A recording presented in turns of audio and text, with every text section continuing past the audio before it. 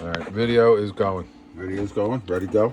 Ready, set, go. Got your pointy thing? Got my pointy thing. All right, go. All right, people, we got a set of 59 crankcases here. Not the 59 XLCH. We got a set of 59 crankcases here. Well, because we had the other bike we were doing, the CH. All right. Go ahead, go. I'll zip it up. I'm zipping it up.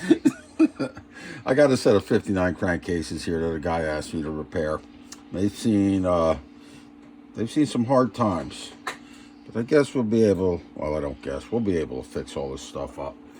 So first, let's go over what I see as the problem so far. Well, the good news is they're a match set, and a lot of it's not too screwed up. A lot of the gasket surfaces are pretty nice.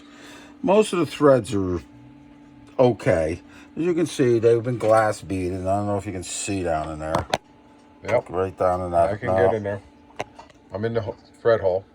I was perfect. See all that shit in there? Mm-hmm. That's all from the glass beater. We'll get all of that crap out. All of that stuff's got to come out of these cases before we rebuild it. Now, Glass bead's no good for your fresh motor? Glass bead's no good for your fresh motor.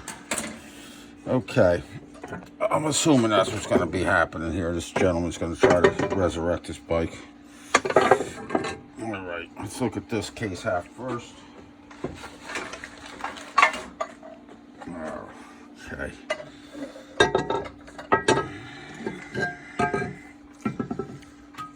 Okay, a lot of things jump out of this here. First is, well, it's not the first. The first is these threads down here are pretty salty. I can see that, maybe if we muck it around a little bit, that they're not exactly the right threads. Something's going on there. Like somebody got in there with something. Wrong tap, maybe. I don't know what's going on, but we're going to fix that. Even if we have to make a custom threaded plug to go in there, we'll fix that. This is what it's supposed to look like. All right, that's the half 13, even though this one's getting pulled here. If you go back to this guy, you can see it's bigger. Yep. And the threads are finer. Mm-hmm. All right, so we'll do something about that guy. Now, once we get these plugs in this case, we're going to get them in there, and we're going to tell this, whoever's the owner of this, is never to take them out. There's no reason to take that stuff out on a 900.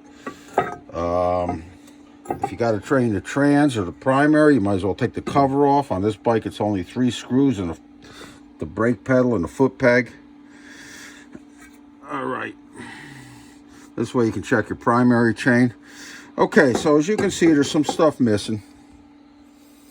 All right, and one of the issues that you'll see every once in a while on these 900 crankcases is cracks. All right, but this bike is good, doesn't have any. Guys, these cases have pipe threads in them. This is 1/8" pipe thread, that's 1/4. That's 1/8 down there. Okay. Okay. These are also 1/8. What most guys don't understand is that these threads in these cases are not tapered pipe threads. They're straight pipe threads that use tapered male fittings. So if you ever go and chase your freaking pipe threads, make sure you got a straight pipe tap. Now, yeah. Something happened with this bike. If you look in here, see that lip in there? Yeah. I don't know what's going on with that exactly, but they got them, and it doesn't appear to look, it doesn't look like this one's not as bad. This one doesn't have it at all. So I'm not sure if the tappet blocks are loose. Usually if the tappet blocks are loose, you'll see some kind of fretting up here, but I don't really see that. Either way, we'll put a little sealant on these tappet blocks when we put them in, and we won't have any problems with that. Now, these cases must have been sitting around for quite a while, right? Because this is just corrosion from rust and stuff. And if you look in here, you can see there's a bunch of rusted stuff going on. Yep. And this pinion race, when I look at it, I'm like, hey, I'm not even sure that's the original pinion race. That might have been replaced at one time. The reason I say that is because this bike's definitely freaking seen some hard times. See that guy? Yep. That's one of these rollers falling out, getting caught in there between the flywheel and... No kidding. Oh, yeah. Oh, yeah. That's what that is. Okay. Does it stop the motor at that point? No. As you can see, if it was going to... If it was real bad, the entire inside of this case would be ripped up. And as a matter of fact, it is kind of ripped up over here. Yep. All right. So I think maybe it floated around in there for a little while. Well, it could have, but usually the case gets the shit kicked out of it too, but that's not the case here. So it's a little bit of a mystery of what went on there. The case of the mystery case. Yeah, exactly. All right, so what's going to happen here is we'll bust through that screen, get that pin out of there, Yep. put the new cork and screen in there and all of that. We'll get to it. That's the simple stuff so far. Let's look at the oil pump area. Oh, this couldn't get any yummier. First off, something's going on here. Yep. All right, I don't think it's detrimental. The surface is pretty freaking decent, thank God.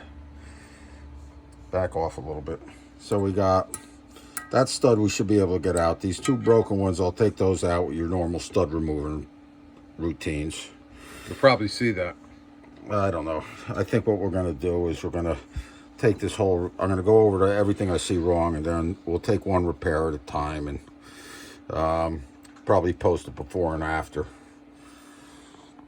I don't necessarily need to be giving away all my freaking top secret case repair stuff. Okay. This one, I'll have to decide how to fix that.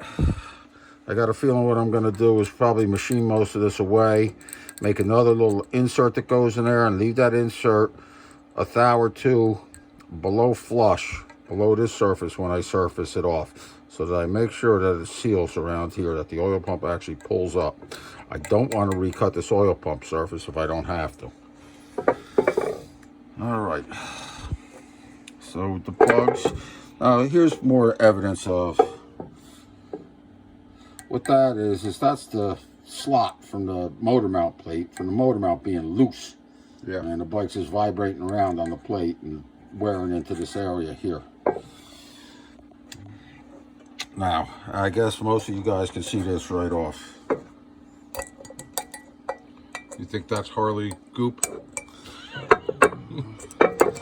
Okay. No, it ain't gonna just jump right off of there. I'd imagine that's some kind of JB weld epoxy, better than baling wire. Yeah. Hey, there you go. Some of it. Okay. Now, before I get into all of that, if we look here, this pin has been mashed, or something's happening with it. I'm going to pull that pin out or replace that. And this area, maybe we get a better angle on it. What do you want to show? The proud area? Yeah, see how this is proud and this isn't? Yep. That's from the kicker cover being loose and freaking vibrating on there. No kidding. That did that much? Oh, yeah. Because all of the crap from the chain and shit gets down there. The road grime and everything else. And you can see it up here, too, a little bit. Yeah, I see this proud up there. A little bit. See it there? I can. Okay. You can see it. All right. And because of that, too, we look close here. I don't know if we're going to be able to see it.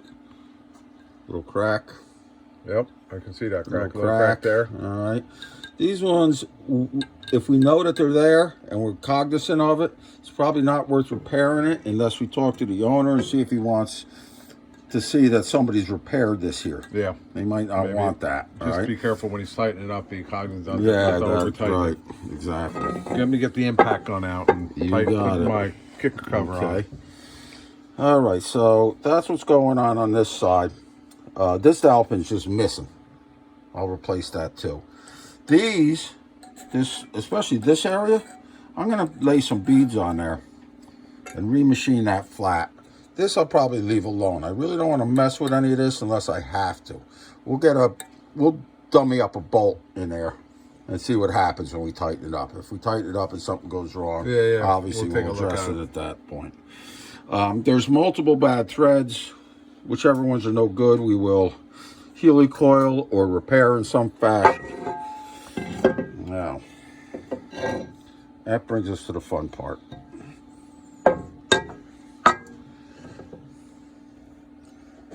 Yeah, that's because of our... I think we're pretty good. We were. Great light. No, we're our own worst enemies with this. I had it the first time. How about like that? Oh, yeah.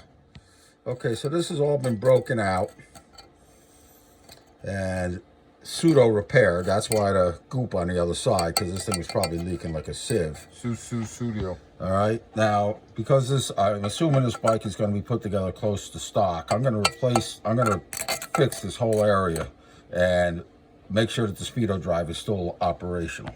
That's kind of tricky, but I can do it. Also here, this pin has been. The case is back around. Yeah, you keep watching that so that these guys can actually see. This pin is just about flush with this surface. It will not stop the main shaft thrust washer from rotating. If I can't get it out to replace it, I'll put another one ahead of it. All right, and it goes in the same way the wheels rotate on the bike, so ahead of it is really behind it, looking at it like this, and that'll keep that thing out of the picture. All right, it's important that main shaft thrust washer does not rotate. They will burn up from that. Okay, now that brings us up to here. This is an early 900, so it's got 3 dowel pin holes. Of course, that's a little Harley overkill to align the 2 case halves. Luckily, this one's not too bad, but this guy, somebody was on it with the freaking pliers or the vice grips. Channel locks. And they probably couldn't get it out, thank God. And probably the same thing going on here. Yeah, I see it. All right. Now, luckily, whoever did that, there's the mate. Okay. When I look in these mating holes, especially this one, I can see. Yeah, there you go. See those 2 witness marks? That's from the plier marks on the other pin. Somebody shoved it together. This has already been together once like that. Okay, so what happened? But luckily, when I put these 2 case halves together, even with the slightly damaged pins,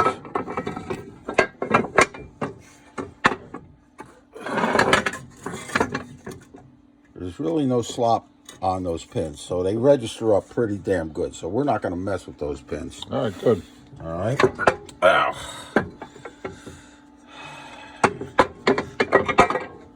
All right, so that's all pretty good. Next thing that we got over here is, what else we got here? That's still pretty good. They also can have a tendency of breaking back here if somebody puts a 2-bolt mount on them. They can have a tendency of being broken up here if the bike was ever in a wreck and the generator got hit. What else is going on this side? That really looks like the gist of it. It's probably going to be a little bit tricky getting this guy out, but I think we'll do it. Got machines here. Yeah, I watched the guy take out a broken bolt once. All right, so I think that's what's going on here. This is going to be the real repair.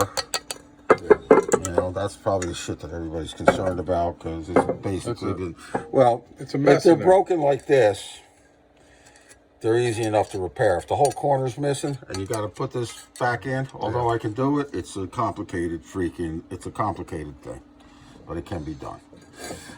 This is much easier to do it this way.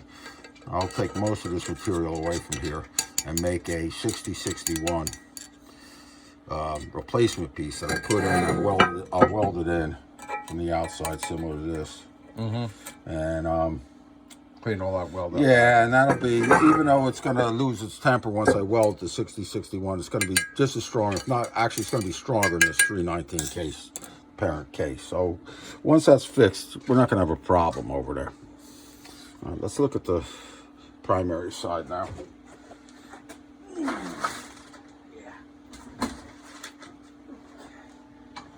All right, here's the primary side. Couple of issues over here. First thing is that this transfer valve went through the glass beater. And it's probably as we can see, it's the original. It's only been in once. Only one peen mark on it. So we got to take that thing to come out. Now we're going to test it right now.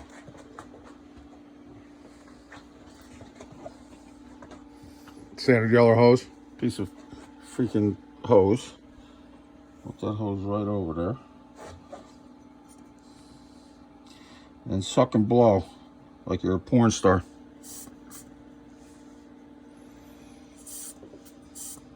Oh, that thing works. Happy day. I can get it. Air passes through this way, will not pass through that way. All right. Exactly what's supposed to happen. So that's a winner, that one. Winner, winner. Yep. Now, looks like this case half might have been sitting around for a while, and some of these threads are probably not going to make it. When you're missing like this, there's probably a reason for that. And if you look at this one, it almost looks like I can pick that thread out of there, and I bet you that is moving. I don't want to bust it out if it's going to be okay. I got a feeling I might be the one putting the cases together. So I can work with all of that if need be, but what we'll do is we'll check them. We'll dummy them up, you know, with a bolt. And we'll check that they feel like they're going to be okay. If they go bad, we want them to go bad before the assembly. Yeah, for sure. Okay, now.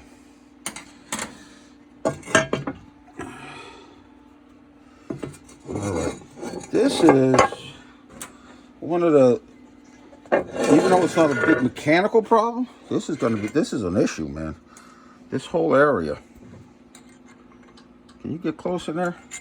Sure. See how it must have been sitting in water? Yep. All of this. Pitted. Yeah, so the kicker seal is not going to seal to that well anymore.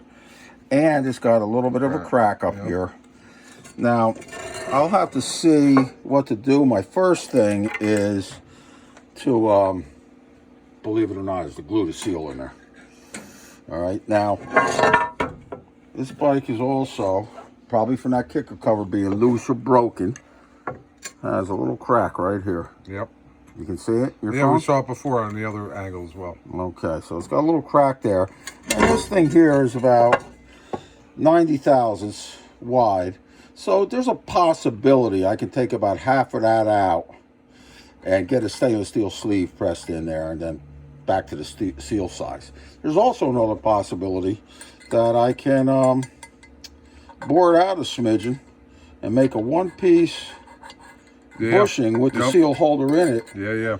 Put the bushing in and have the extended bushing act as the seal area also. There's a lot of There's possibilities a lot of stuff you can do. I never really messed around with it a whole lot. I've never seen one that bad, so we'll have to figure out what we're going to do when we get there. Okay. Now,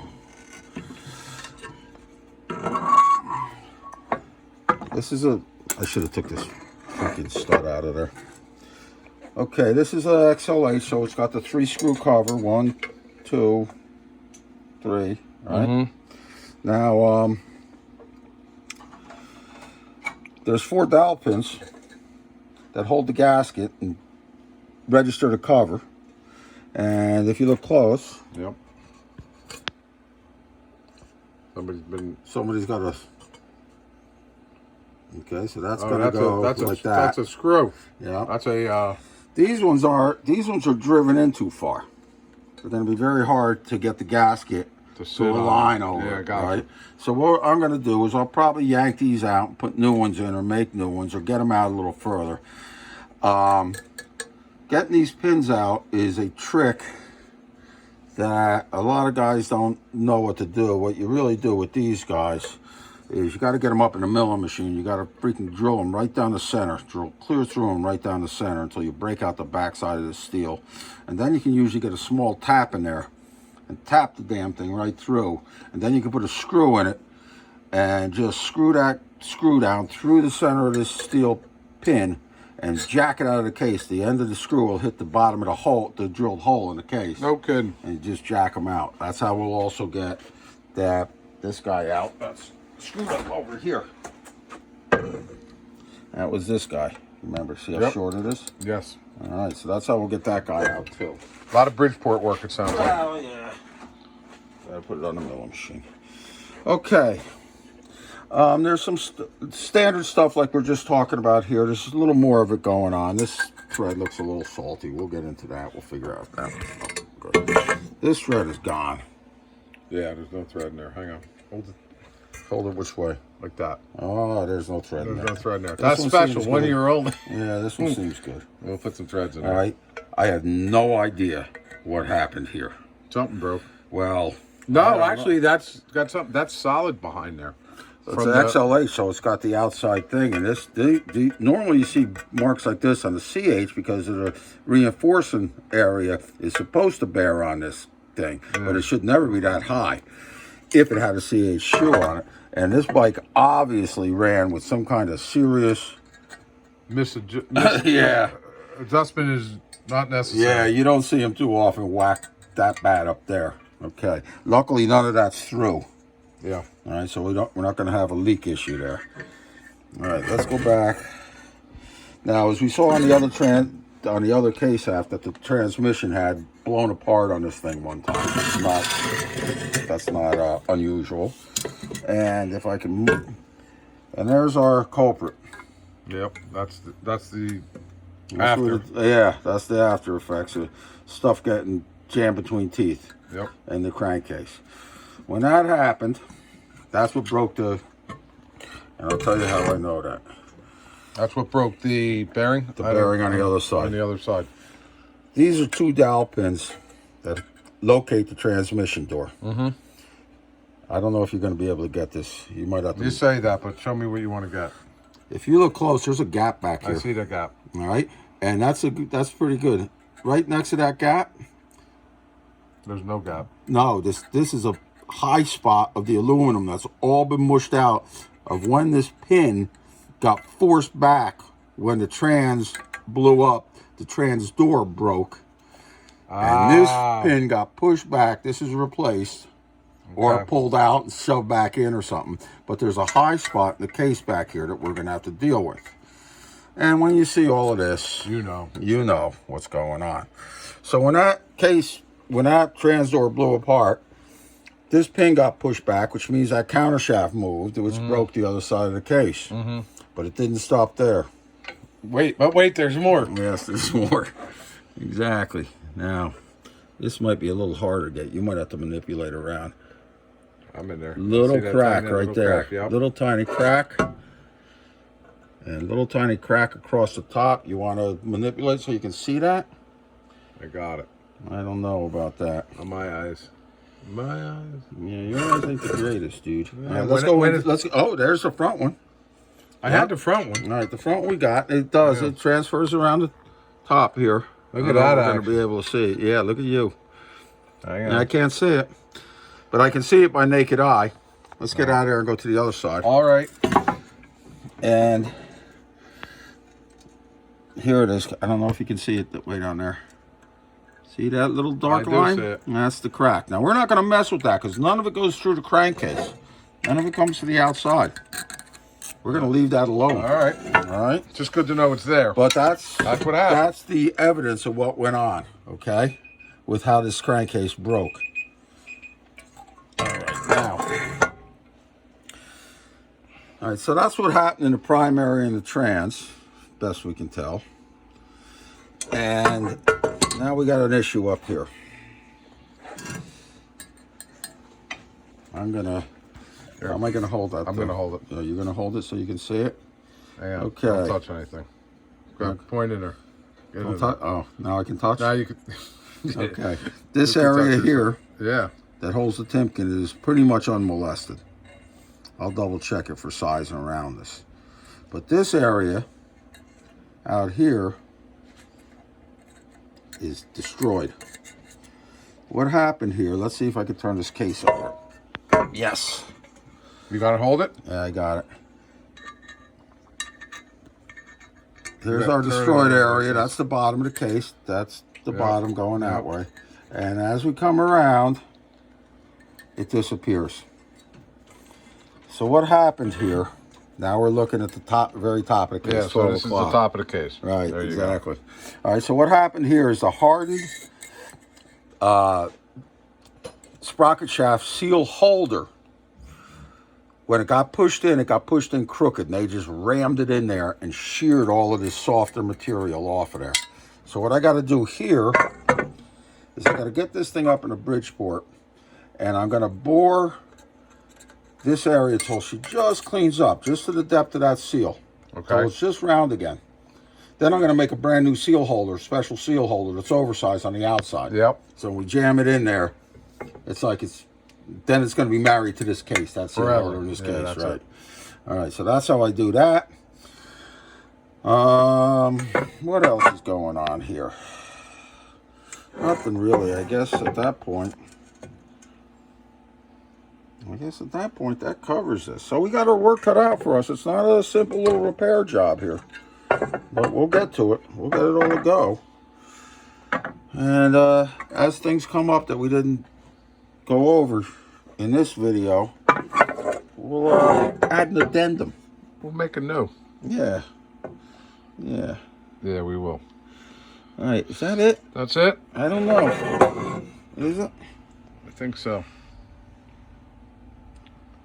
What happened with this motor mount on this side? Same thing, but you can't see it as much. I can see that that's shredded just from my little eye. My eye. And that covers it. I mean, I can see that whoever had this thing apart together put these bolts back in without the washers on them, which isn't, you know, having the hardware exactly right is something that you don't quite often see. But I'll fix all of that. All right, that covers that. We'll get the owner to send us a motor mount he wants to use, and we'll double check that that's going to fit on here after we do all the case repair. And I guess that covers us, right, Soshi? That's it. Did I miss anything? No, I think we got it all. Very good. It's been a while since we posted, so this is good. We need to get back into it. Your mama. All right, your mama. Your mama. Over and out for now.